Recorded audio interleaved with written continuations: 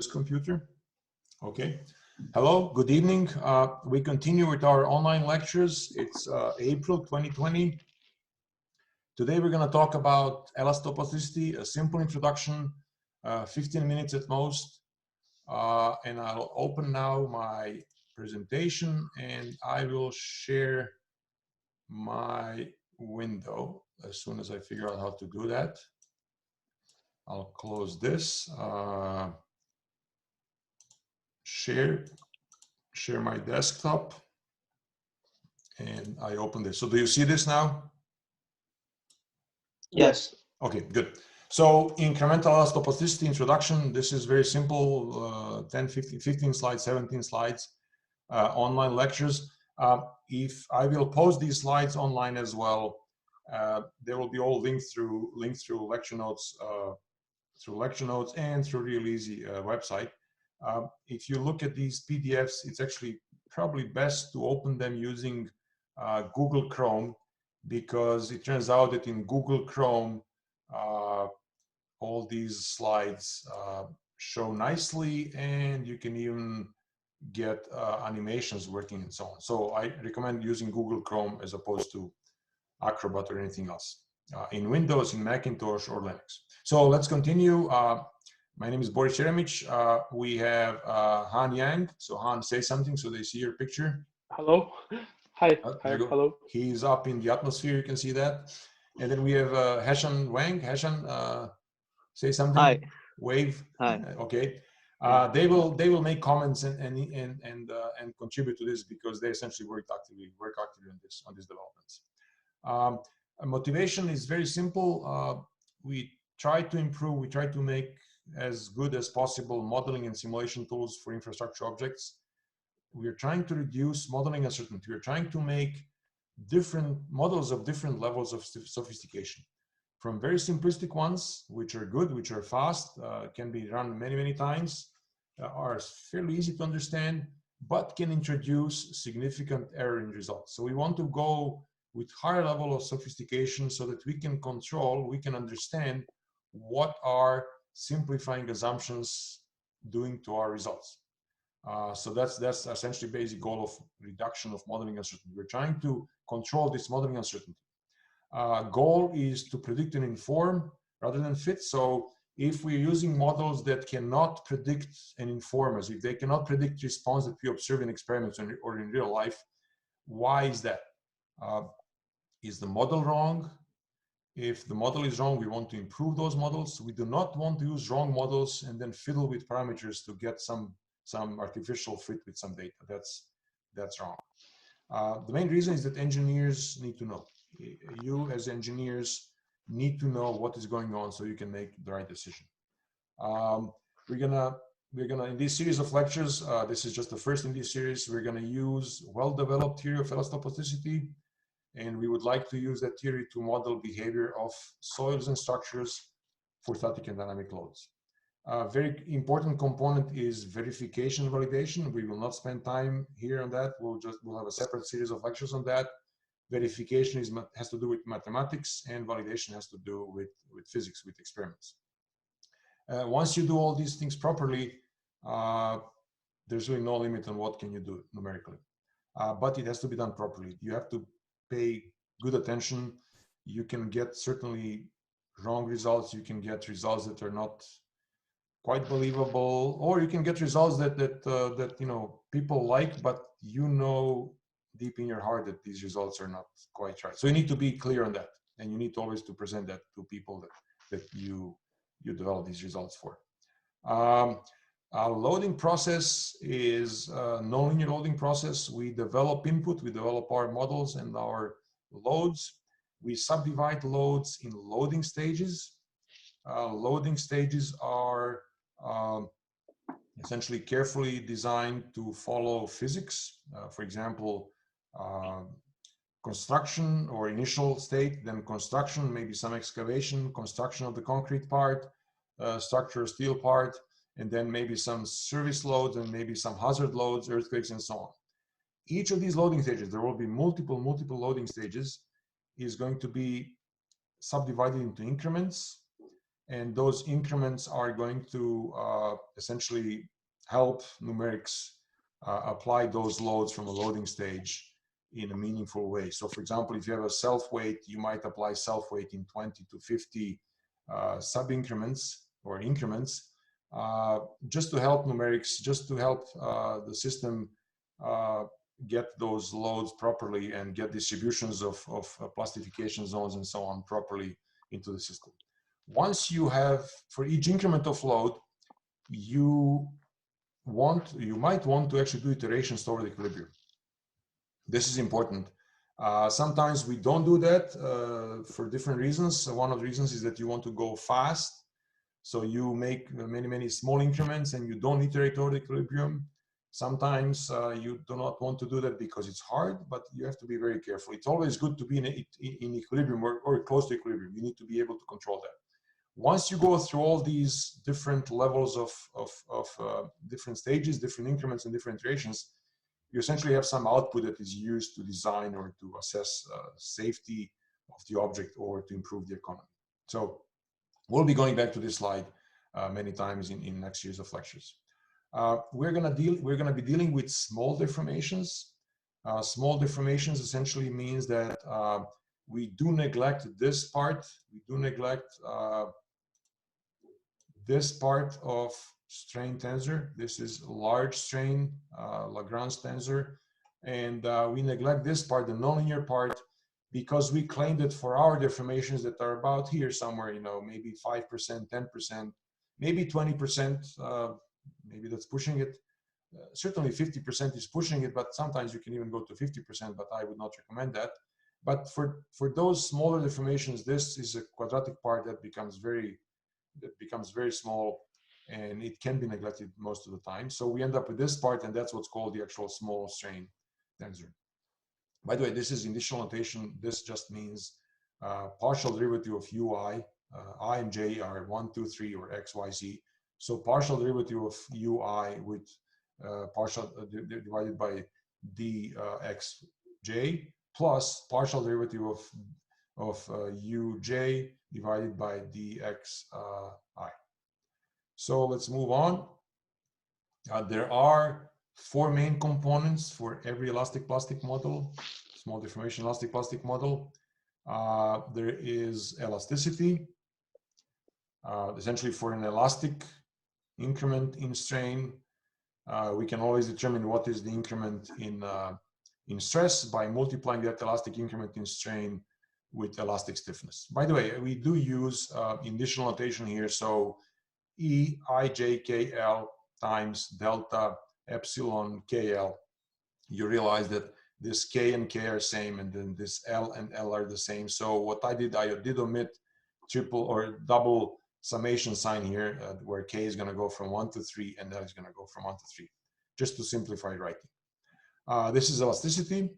Then we define a yield function. It's a function of the state of stress, current state of stress, and a set of internal variables that is used to determine if the material behavior should be elastic or elastic plastic. We'll go into more details. It's a function that is a function of a 6-dimensional state of stress, a full stress tensor, and a different number of internal variables. Can be just a single scalar variable, for example, a friction angle, or maximum pressure material has seen P naught from chem-clay models, or shear strength. Can be multiple scalar variables, can be tensorial variables. In case of kinematic hardening, this Q star is going to be alpha ij, the back stress. Can even be a 4th order tensor for distortional hardening. We'll get through that when we talk about models in few lectures. Once you plastify, you need to be able to determine which way is your plastic deformation happening. And for that, you need to define the so-called MIJ, the plastic flow directions. Plastic flow directions is determining which way is material plastically yielding or plastically deforming, and how much is it plastically deforming is determined by this consistency parameter delta lambda, and those product of those two will give you the actual amount of plastic deformation and the directions and all the components. Also, when you're plastically yielding, your yield surface might change size, might change orientation, might even change shape. And that's determined through this hardening, softening set of rules that tell you what is the change in delta Q star, what is the change in this friction angle or shear strength, or what is the change in previous confinement P naught, or what is the change in alpha ij, therefore your yield surface is going to move in space or rotate, or can be forward or tensor, your yield surface is actually going to change shape. So let's talk about each of these four components. So therefore, elasticity, yield function, plastic flow directions, and hardening, softening rules. Elasticity can be of different types. Most commonly used is hyperelasticity. People also do use hypoelasticity, although there are some issues with hypoelastic material not being completely thermodynamically consistent. You can have linear and non-linear elastic models, and you can also have isotropic or cross-anisotropic or fully anisotropic elastic models. So there's a large choice of these material models. Most of the time we do use fairly simple isotropic models based on hyperelasticity, and we'll show those when we go through different models, when we go in maybe 3 or 4 lectures. Yield function, again, it's in this case depicted by this surface for all the states of stress that are inside yield surface. This is a stress origin. All the states of stress that are combinations of stress that are inside here, we say material is elastic.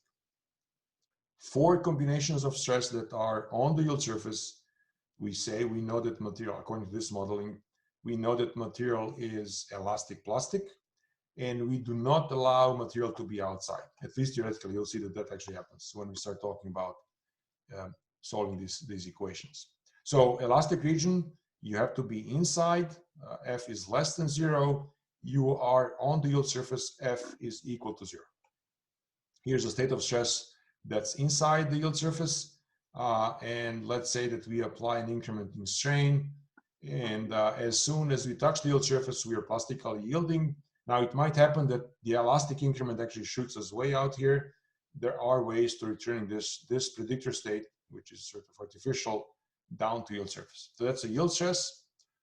Plastic flow directions, once you yield, once you start developing plastic deformation, you have to tell the model what do you expect this material to do in terms of what kind of deformation, which direction of deformation. So this is this direction, this Mij is the direction in strain space, increments of strain, that tell you where the actual plastic deformation goes. Finally, hardening, softening rules, this size and shape and orientation of this yield surface is controlled by this Q star, and we want to know how is this Q star, how is this yield surface changing as you're plastically yielding. In some cases, in a lot of cases, simplified cases, we have a perfectly plastic material, which means that this yield surface does not change. It always stays fixed, same shape, same size, same orientation. In that case, there's no dq. This is always equal to 0. We'll talk about it when we go to the actual different types of material models. So in this incremental elasto-plasticity for small strains, we use this additive decomposition of strain for small deformations into elastic and plastic strains. And once we do that, we have, this happens, you actually have plastic strains. If you remember going back 2 slides, you have plastic strains if you yield, if you're outside. So going back here, we always do have elastic and plastic strains if we have elastoplastic response. However, if you only have elastic response, then we only have elastic strains. We'll go through that when we start talking about the actual solving of this system of equations. So if we have elastic relationships, we can easily find what is the increment in stress. We know what the stiffness is. If we have elastic plastic relationships, we need to find out the elastoplastic stiffness, and we can find what's the increment in stress. This is all done using so-called Karush-Kuhn-Tucker conditions. There are 3 conditions, and they must hold simultaneously. The first condition is the one that we already showed that says that yield function f has always to be less or equal than 0. So this is simple. This is the term defined by the theory. This is the postulate of the theory. Then we say that this plastic consistency condition, delta lambda, and I'll go back a few slides to show where this delta lambda is used. Delta lambda is used here to find what is the plastic strain, and then on the next slide, delta lambda is used here also to find what is the hardening softening of the material. So that delta lambda has to be always greater than 0 or equal to 0. Cannot be less than 0. And then finally, we have this loading and unloading condition that says that product of f, this yield function f, and delta lambda has to be equal to 0 all the time. What does that mean? So all these three conditions have to hold simultaneously. So what does it mean? Well, if you have elastic response, let's go back to this yield surface drawing. If you have elastic response, you are inside yield surface. And if you're inside yield surface, f is less than 0. So f is less than 0 because all three conditions have to apply at the same time. In order for these to be equal to 0, delta lambda has to be equal to 0. If delta lambda is equal to 0, that means there's no plastic strain and there's no change of internal variables. On the other hand, if you have elastic plastic response, then f is equal to 0, but delta lambda has to be greater than 0. Remember, delta lambda has to be greater or equal than 0, product has to be equal to 0. Therefore, if this is 0, this has to be greater than 0. There's a special case when both of these can be equal to 0, and this is so-called neutral loading, but it happens so rarely that we will just not even talk about. Important note is that f greater than 0 is not allowed. You cannot be outside the field surface. If you're outside the field surface, we are trying to bring the state of stress back to the yield surface. I apparently made some notes earlier. So how this works is that given increments in displacements that come from finite element level, and if you have increment in displacements, you can easily find increment in strains at each Gauss point on the finite element level. So for a given increment in strain, you apply increment on strain. Let's say you're here. Let's say this is your current state. This is your current state of stress. And for a given increment in strain, you apply that strain. And then if your increment in strain produces new stress that is going to be somewhere on this line, just before this point, or maybe even this point, you're going to be elastic. And so then you can just, for a given increment in strain, you can use the elastic stiffness and find the increment in stress, and that's all you need. However, if your increment in strain is larger, which means that you're going to be essentially extending your solution, you're trying to go beyond yield surface, let's say here, this far, then your so-called predictor stress is going to be outside the field surface. This means that you will actually end up with elastic plastic response. If you have elastic plastic response, you can get your elastic, stress increment by going through elastic plastic stiffness and applying your increment. In fact, if you will have elastic plastic response, it is usually very, very useful to subdivide this full step into two sub-steps. One is where you go elastic from here to here, and then from here, this is elastic step, and then from here, you actually have elastic plastic step.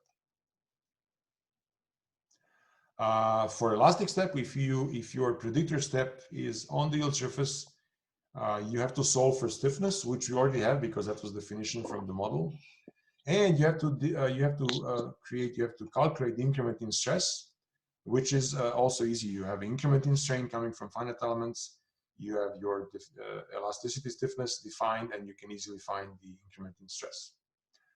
This is if you have elastic problem. If you are inside yield surface. If you end up on the yield surface or outside the field surface, you will have elastic plastic step, and then you have to solve for increment in plastic strain. That's where this delta lambda comes into play. Remember, this was defined by the model. You also have to solve increment in internal variables. Delta lambda is going to be solved for. This H star is your hardening softening function.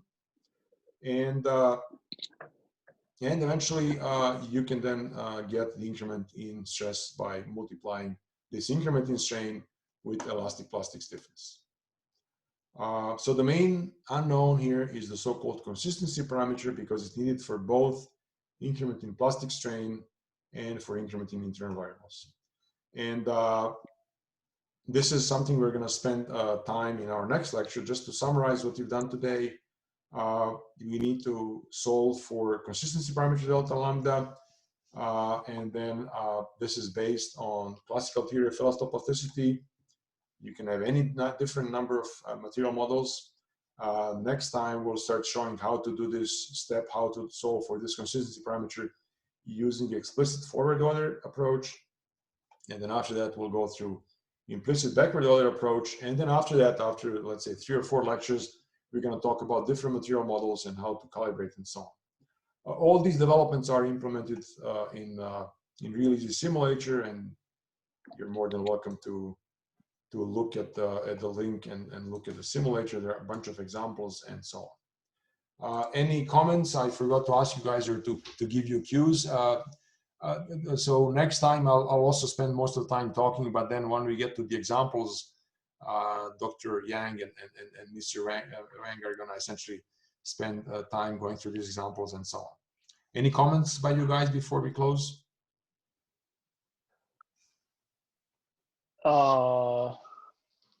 I think, any questions? I think you wanted to go back to slides and talk about some things in more detail or something, or we can just close and go to the next lecture. I think I'm good. Okay. I think, yeah, it's also pretty clear to me. Yeah. Okay, good. Thank you very much. Okay, good. So we'll stop here. I'll stop recording. Let me see, how do I stop recording? Stop sharing and stop recording. Okay, goodbye. See you next time.